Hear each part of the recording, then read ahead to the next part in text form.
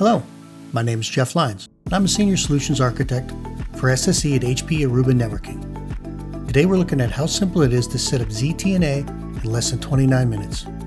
If you're looking into replacing your current VPN solution with a Zero Trust Network Access solution, you're in good company. In a recent survey conducted by Cybersecurity Insiders, of those surveyed, 59% indicate they plan to begin implementing a Zero Trust Network Access solution within the next 2 years, while 83% also believe it is important for ZTNA to be part of a broader security service edge strategy. Let's look at some of the challenges of your current VPN solution. Remote users trying to access resources kept in the data center, as well as some SaaS-based resources. The user will start their VPN client and choose the correct data center to connect to. The client will make an encrypted tunnel across the internet and will terminate that connection on a firewall or a VPN concentrator in the data center. The connection is then passed through the software security stack, which usually includes firewalls, access security lists, IPS or IDS, etc. At this point, the remote user is connected directly to the network and can connect to any resource, even if they should not have access to that resource. If that user needs to access a SaaS-based application, their traffic will be hairpinned out the data center internet connection through a firewall and will eventually connect to that SaaS-based application.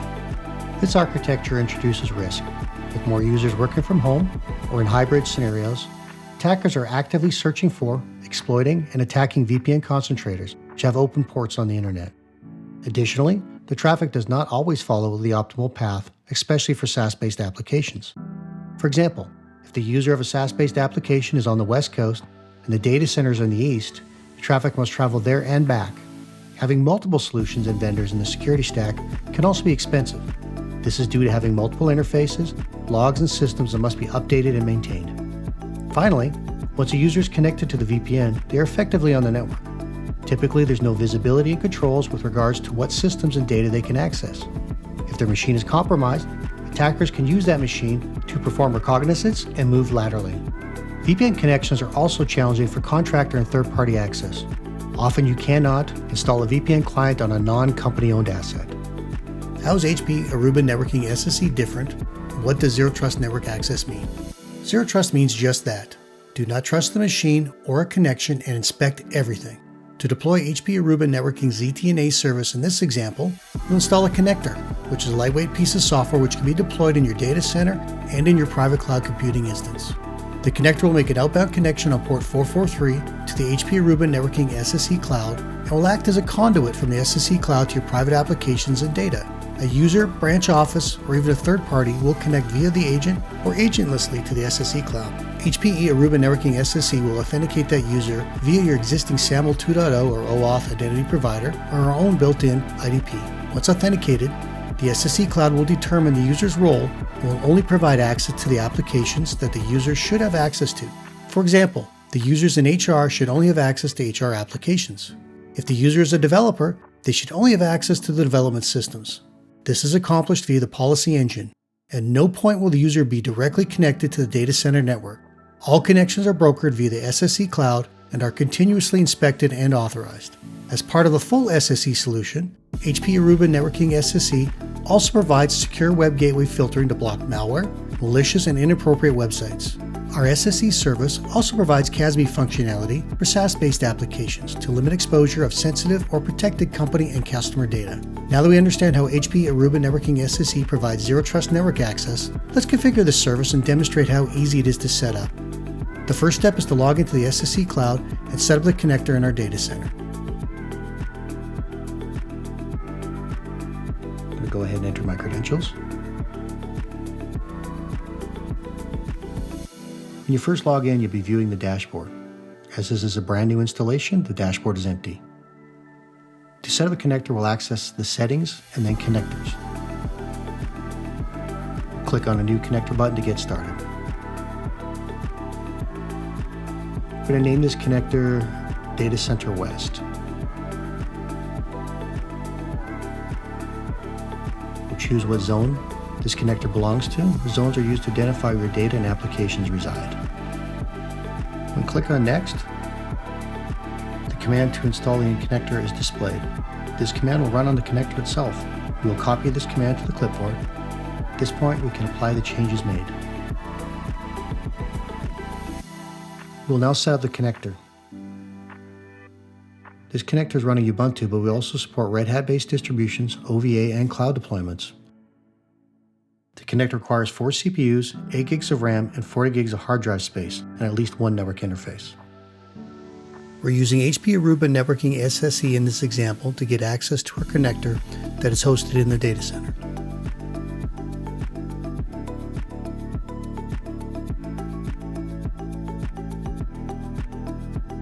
To install the connector, we will paste the command we copied earlier.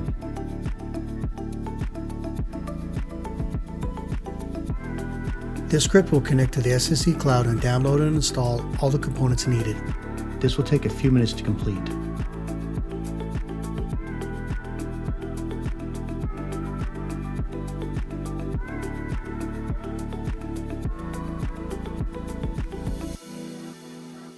Once the script is completed, we can disconnect from the connector. The connector will make an outbound connection to the SSE cloud. You can see the status of the connector in the connector management screen. The status will change to available once the connector is fully operational. As you can see, this is a super simple setup, and oftentimes does not require a firewall rule change, as the only outbound connection is on port 443, which is usually already provisioned. The next step is to find our applications. Navigate to the Settings, Menu, and then Applications. Click on the New Application button to begin. In the window pops up, it shows the various applications we can support without an agent. We also support older thick client applications. The first application we'll define is a web-based application. The first step is to name the application.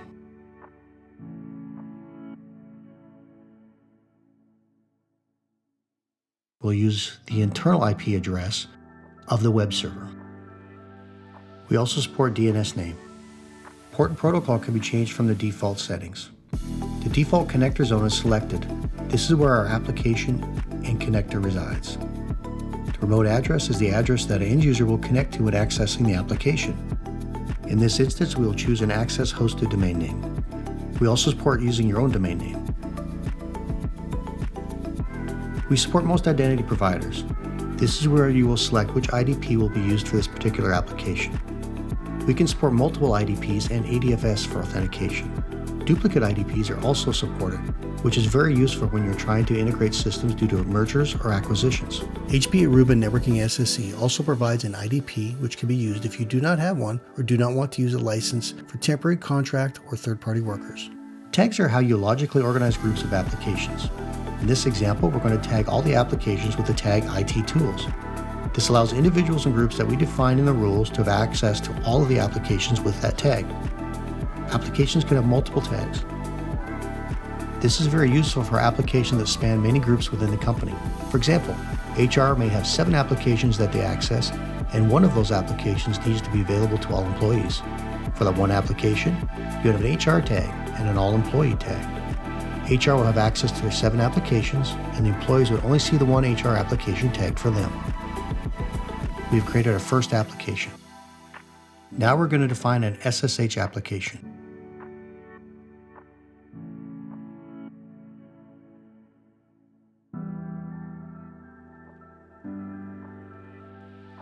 We will follow the same process as before. Give the application a name, define the domain or IP address used for the application, and then choose the correct zone.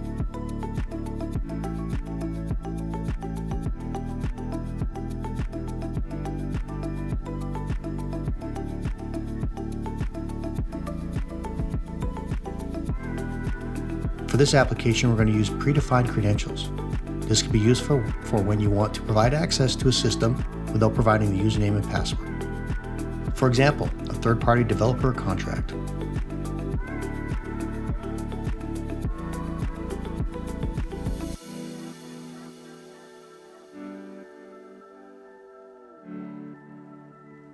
Select the IDP used for this application. We will tag this application with the same IT tools tag.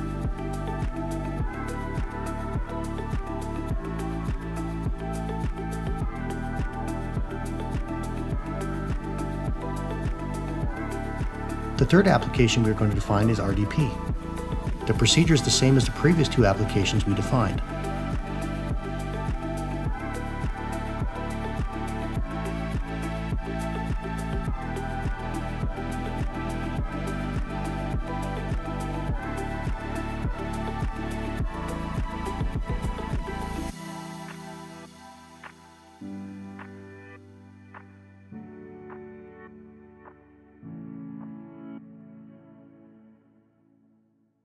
For this application, we're going to predefine the login credentials. This is great for jump boxes or contractors, developers, and auditors. Basically anyone you do not want to hand the credentials out to.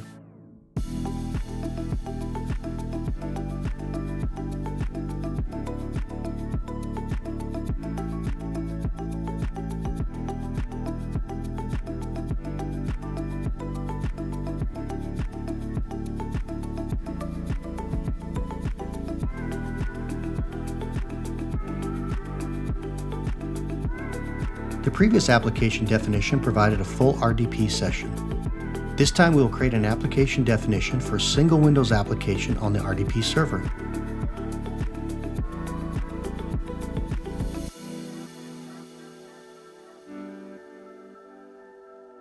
After naming this application definition, we need to select the RDP host that this application resides on. The next step is to enter the path to the application on that particular server.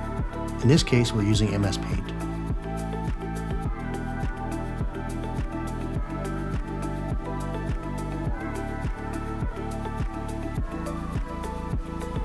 We will use the same connector zone, IDP, and application tags as the previous application definitions.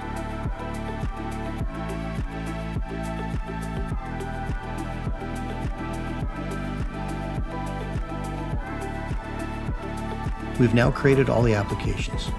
We need to apply the changes we have made. You can see all the changes listed here in the Apply Changes window. The next step is to create a policy rule to allow access to the applications. There are two rules that are enabled by default. The first rule is an explicit deny rule for any application that does not have a policy set for it above. The second rule is for secure web gateway traffic. This allows your URL filtering to be enforced even if the end user disconnects their agent. The creation of a rule is similar to how we created applications. We need to provide a name for the rule,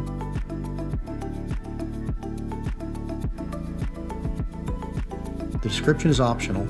However, I recommend that you place your change order number or some other information that will help you identify who created the rule and why it was created.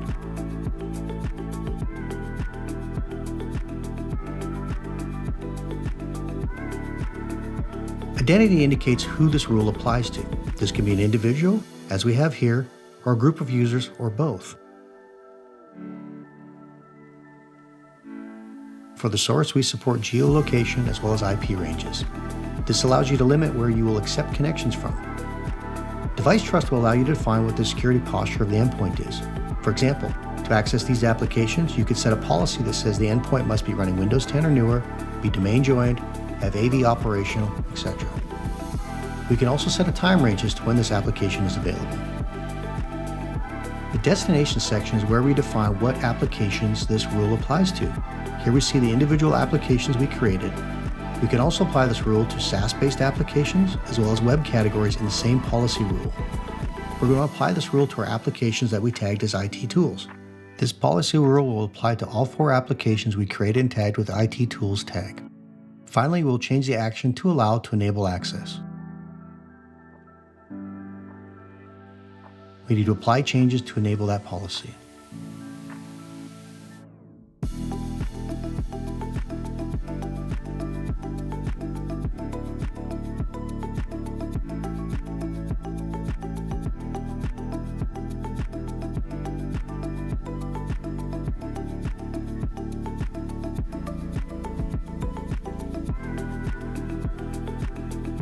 Now we can log into the user portal and access those applications agentlessly.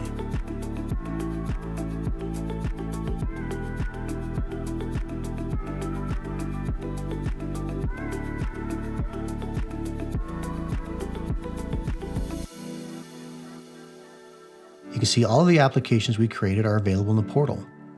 Note that it is not necessary to use the portal. Every application has a link that will allow you to directly access it. Additionally, with the agent installed, you can access the applications the same way you would if you were on VPN. Let's connect to our SSH server. In this case, we're accessing the SSH server in the web browser itself. We could also access this server with our native SSH client. Let's run a few commands.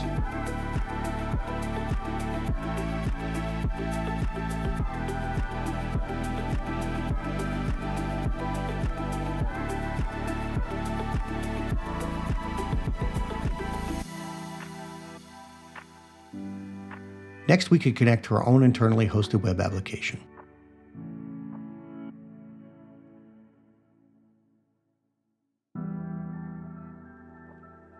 Let's connect to the RDP server. We can use the native RDP client on our machine or launch RDP within the web browser itself. Uh-oh, looks like I entered the wrong credentials when setting up this application. Let's go back and modify the application definition.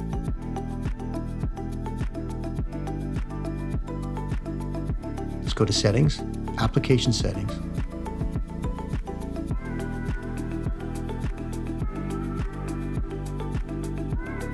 To change the credentials, click on the Remote Desktop Credentials.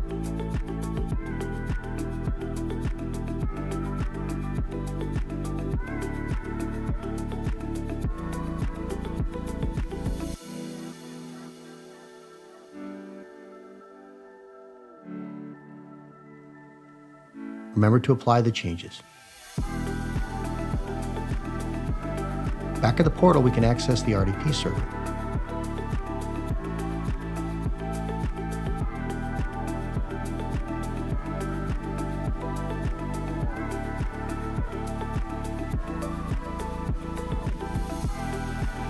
Even in a web browser, the connection is very responsive.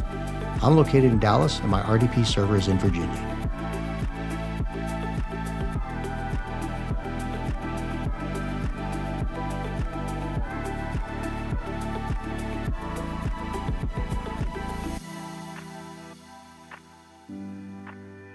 Now we'll run a single application from the RDP pool. Once we click on the application, we are prompted for the credentials for this particular application.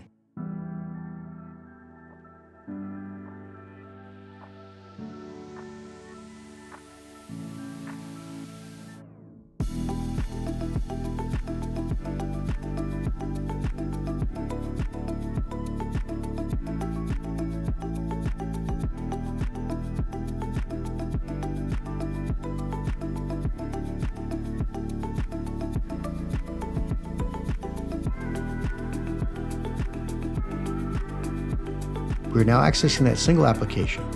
It's time for me to try out my first grade coloring skills.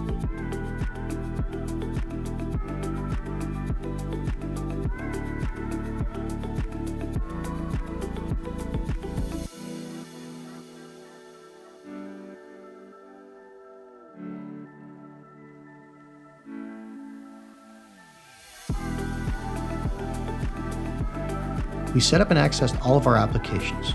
In the dashboard, you can see all the applications that are accessed by that particular user.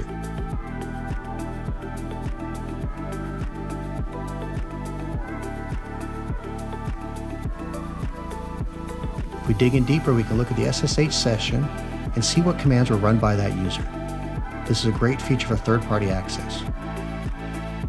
As you can see, in under 29 minutes, we're able to set up the connector, add applications, define the policy, and verify that everything works.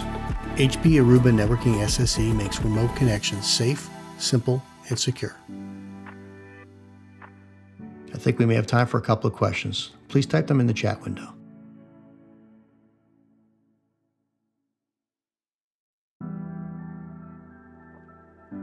All right, first question. Can you disable the logging of the SSH commands? Yes, we could toggle that off. We also have full role-based access controls for management as well. Next question. Can you show the native RDP connection? Most of our users will not want to use a browser-based solution. Sure. Let me unpause my screen sharing and show you that. All right, back in the portal, I select Download RDP Launcher File and then open the launcher file itself.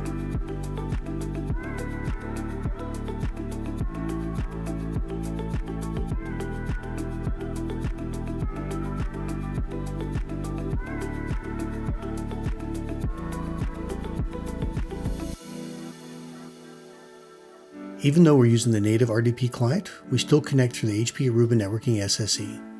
The experience will be the same as if you were in the office.